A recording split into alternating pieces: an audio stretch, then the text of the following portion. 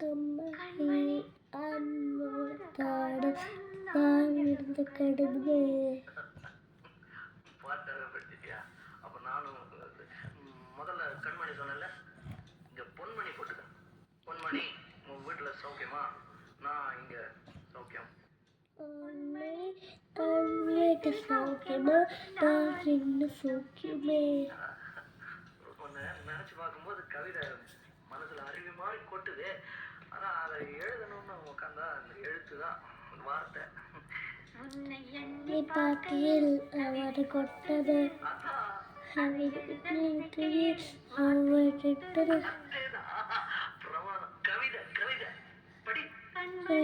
அன்போல் தாழ்ந்த நான் இருந்து கடுமே. பொன்மெட்டு சோக்கியமா? நான் இன்னும் சோக்கியமே. வேட்டி மாட்டியில் அவர் குட்டது அது குட்டது. மணி அன்போல் தாழ்ந்த நான் இருந்து குமரி பொன்மெட்டு சோக்கியமா? நான் இன்னும் சோக்கியமா.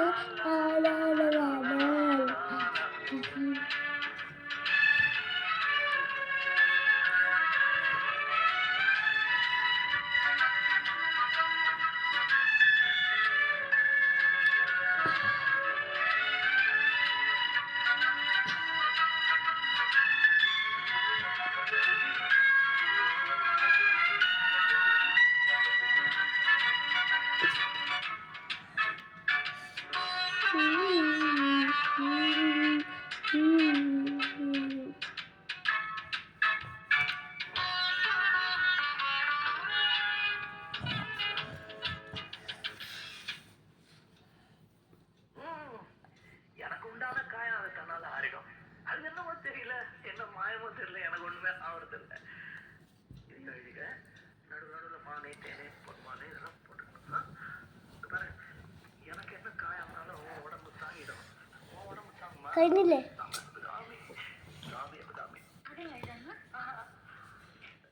காதல் என் காதல் என்னன்னு சொல்லாம எங்க அழுகையா வருது. ஆனா நான் அழுது என் சோகம் ஒன்ன தாக்கிடுமோ அப்படின்னு நினைக்கும் போது வர்ற அழுக கூட நின்றுடுது. மனிதர் உணர்ந்துகொள்ள இது மனிதர் காதல் அல்ல.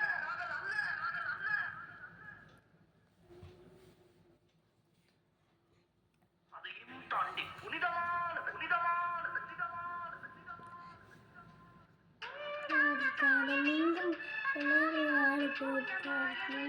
பொன்மானே பொன்மானே என்ன காடு பாட போறா சொல்லாட திண்டிடு என்னோடு என்ன வேண்டு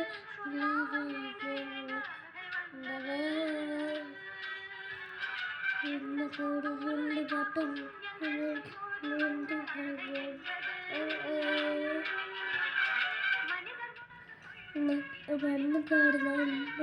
மண்ணு காட போகமானது சாடட்டு சாமியே நான்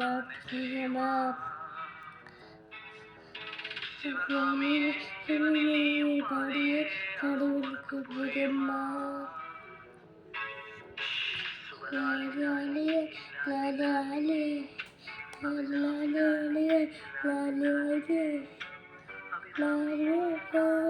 சாமி நான் தெரியுமா